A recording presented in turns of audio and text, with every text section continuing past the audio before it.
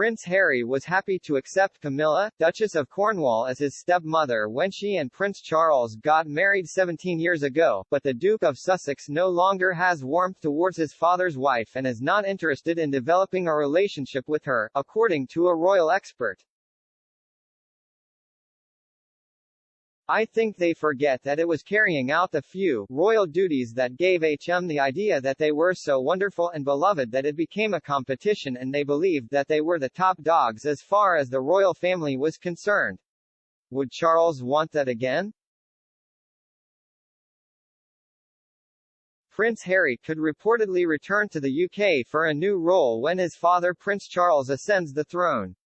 Harry and his wife Meghan Markle stepped down from their senior roles within the firm 2 years ago. They left their home in Windsor, moved to North America and eventually settled in Montecito, California.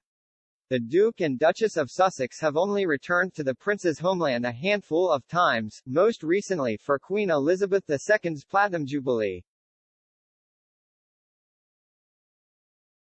Prince Harry was happy to accept Camilla, Duchess of Cornwall, as his stepmother when she and Prince Charles got married 17 years ago, but the Duke of Sussex no longer has warmth towards his father's wife because Harry is so bitter towards his father that he's going to go for Camilla in his wretched book if it's ever published. Now, Harry's former police protection officer has claimed the Duke could come back in some form as part of the Prince of Wales's slimmed-down monarchy, with or without Meghan. Speaking on an upcoming episode of Pod Save the Queen, as reported by the Daily Mirror, Ken Worf said that he did not see Harry and Meghan live in California forever.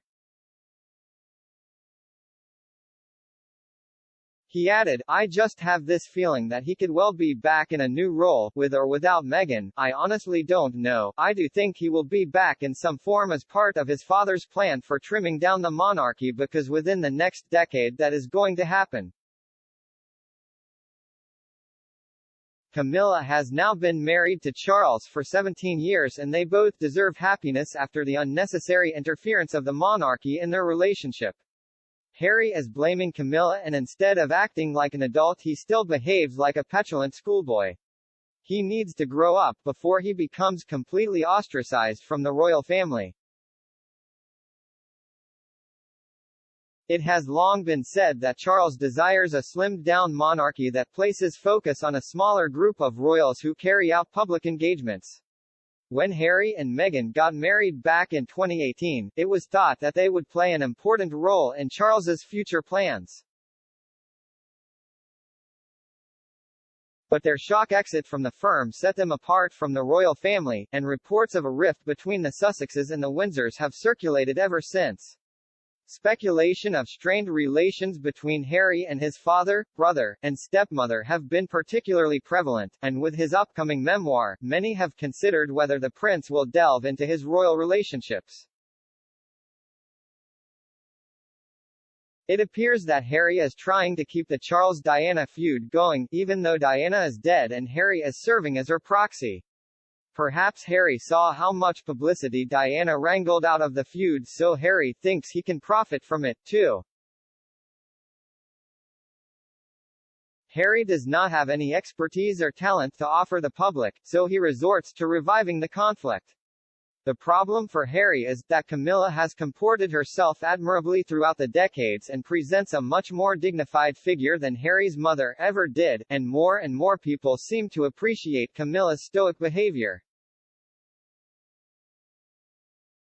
His feelings towards Camilla, Duchess of Cornwall, have been discussed widely in recent years, with many reports suggesting that he does not get along with his stepmother. Now, a royal expert has claimed Harry once embraced Camilla. Speaking on this week's episode of Pod Save the Queen, Ingrid Seward, author of William Harry, explained that Harry initially accepted his new stepmother, but later lost warmth towards her. Ms. Seward said, "I think when Camilla became a stepmom, William and Harry, were very happy to embrace her because most of their friends' parents were divorced and had remarried, so it wasn't an unusual thing to happen.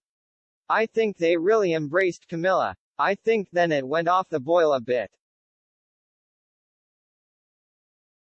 It was reported that Charles met his granddaughter Lilibet and reunited with his grandson Archie during the visit. According to a senior royal source, the meeting was very emotional, with Charles and Camilla delighted to spend time with Harry and Meghan, and their 2 children. Speaking at the briefing of Clarence House's annual review, the source said of the pair, "It was fantastic to see them. It was wonderful to have them back in Britain." She continued, "I don't think Harry has a great deal of warmth towards her, he waxes and wanes with her. I think Harry was quite happy to accept Camilla in the beginning and then went off the boil about her. I don't think he holds her in great respect." Ms. Seward admitted that things might have changed since Harry and Meghan's recent return to the UK to mark the Queen's Platinum Jubilee, saying the royals were probably able to spend a bit of time together, having not had a chance since the Duke and Duchess of Sussex left for a life in the United States. She continued, "I don't think that relationship would have really developed. But I don't think Harry is really interested in developing a relationship with his stepmother at this stage in his life." Harry and Meghan's return for the Jubilee was brief, with the couple leaving before the celebrations came to a close on Sunday, June 5. They were only seen at 2 events during the 4-day weekend, Trooping the Colour, during which the Sussexes were spotted in the windows of Buckingham Palace, and National Service of Thanksgiving for the monarchy at St. Paul's Cathedral. While Meghan and Harry kept a low profile publicly, it is understood that they did spend time privately with members of the royal family. The Prince and the Duchess were absolutely thrilled to see them. The Prince, of course, hasn't seen his grandson Archie for a bit of time, and so it was very, very special to have some time with him. He hadn't met Lily, his granddaughter, and so to meet her was very emotional, a very, very wonderful thing. Does Hapless not realize that his mother broke up a few marriages with her goings-on? Well, Carling's was just one of them. Shouldn't judge his father without judging his mother.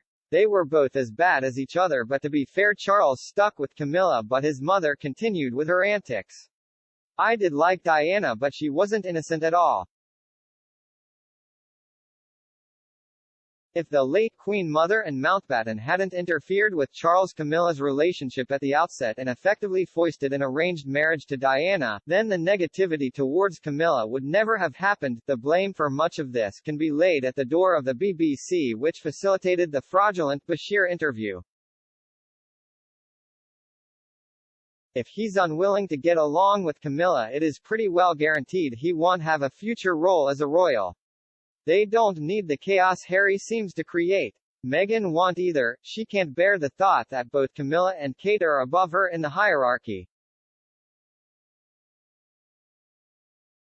There's been enough nastiness from the yank and plank, generating hateful comments from us all.